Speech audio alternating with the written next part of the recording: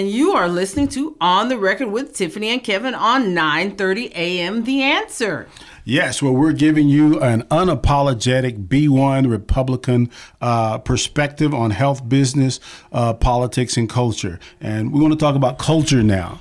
So, Tiffany, one of the topics that we brought up is here. I love fighting and disagreeing with a particular writer. There's a professor named John McWhorter, and I agree with him. I disagree with him. We kind of go back and forth in writing there, right? So one of the topics that he is committed to, right, is does the standard of excellence have to change to accommodate low performers?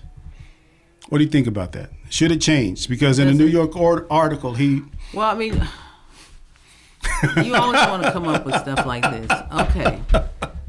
Come on. Does the standard of excellence have to change for low performers? Okay, first of all, you just said what it is, the standard of excellence. If it's a standard of excellence, it's a standard of excellence. You know, if you're a low performer, why are you a low performer? Is there a cultural issue? Is there because some of these I'm not a big proponent of standardized tests. Mm-hmm. I do very well on standardized tests. So I'm not like, oh, I don't do well, so I'm pissed off. No, I do really well on them. Mm-hmm. I just don't think they measure anything. I don't think they measure anything other than how well you can take this test. Well, I don't think they say this person is intellectually astute, this person is not. Well, let's move it away from the test, right? Because the thing that because I bring that up because Tiffany's not is not a Twitter person. I am, Nope.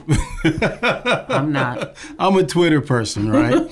And so we saw where Twitter got us with the last president. That's all I have to say on Twitter. All right, so John McWhorter, who's a Columbia University professor, got into a Twitter beef, right, with Ibram X, ridiculous, Kendi, right, and I like John. He writes really well, very concise. Why are people arguing on Wait Twitter? a minute, it's childish. It's not childish. It was very good little discussion. Oh, John McWhorter wrote, right. He did this response back to there's a lower number of blacks and Latinos who pass, their passing rates are lower on the social work exam there in New York. Okay. So it's a much, I think it's like only like 40% or 44% of African Americans, I'm sorry, they don't even use that, of blacks pass, and like maybe 50-something% of Latinos pass, right? Uh-huh. And so the question was, should we change the test, right? And so John said, and so Ibram. So is anybody asking questions about the schools that they're coming from? Hold on. Is this a test that's based on universities? Okay, so you're asking the right questions, right? So Ibram X Kendi said the tests are racist. And McWhorter said, hold up. You just can't. Why do you think they're racist? It could mean that the schools are not preparing them accurately. So actually, John, adequately. So it could be, right? That could be one of the things, right?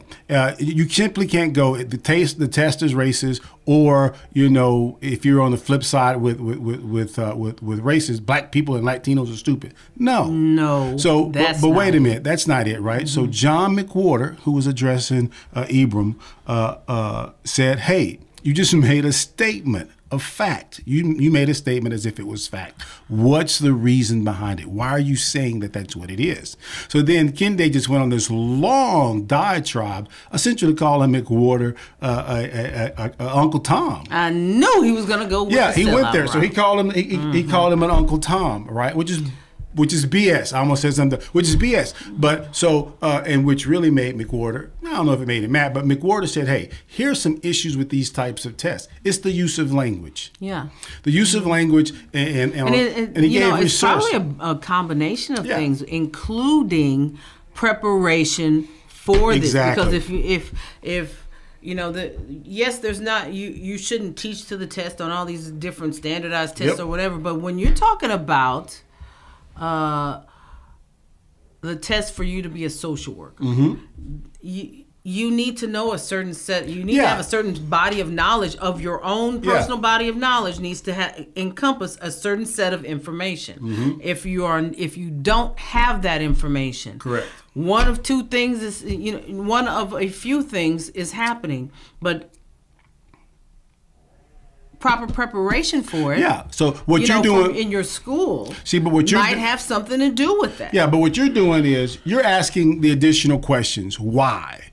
Right? You simply can't say it's racist. Yeah. You got to go with more. We've got to enough. understand what's going on. And when you and I get it. Sometimes racial interactions are and then can be tough to describe to people, right? Well, let's also talk about some of the things that we encounter as people who are from ethnic minorities. They may not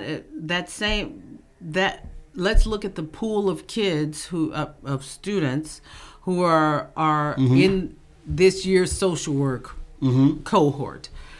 Well, the minority students may be coming from disadvantaged families, so they may not be able to afford to take an exam that's going to prep them. But here's the deal, for the test. But do you change the standard simply because they come from a disadvantaged background? I don't think you change the standard. Come on, Tiffany, you're being snobby. I think what you do is you prepare them better. And so the same things that are being for me, I came from definitely came from a more privileged background. A more privileged background. Shut it up. Shut it down, Smith. More privileged. Anyway, I came from a more privileged background. So when it came down to prepping for tests, taking prep courses and things like that my Caucasian counterparts were taking. My parents made sure that I could take all of those things. And you're beating on the table. My parents made sure that I could take all of those things too. And that, McWhorter, that coupled with my ability to take the test, but I knew how to take a test, but when I took those prep courses, that helped me tremendously. So that's part of it too. But McWhorter was basically going, it's more nuanced than that. And in his thing with Ibram Kendi is a PhD. And so there's more to it. There's more nuance. You have to ask the why question. What's going on, right? And so McWhorter is. I think there's a lot of different things. McWhorter pointed to a test. McWhorter pointed to a study in which it was a study done on upper class, middle class, and lower class whites. During a particular time period, and they discovered that it's the use of language, how language is used to answer questions and those type of things. Everyday settings, right? Yeah, in everyday settings, and then also how you speak to one another. Yeah, and also it develops questioning and reasoning. And reasoning is what it does, right?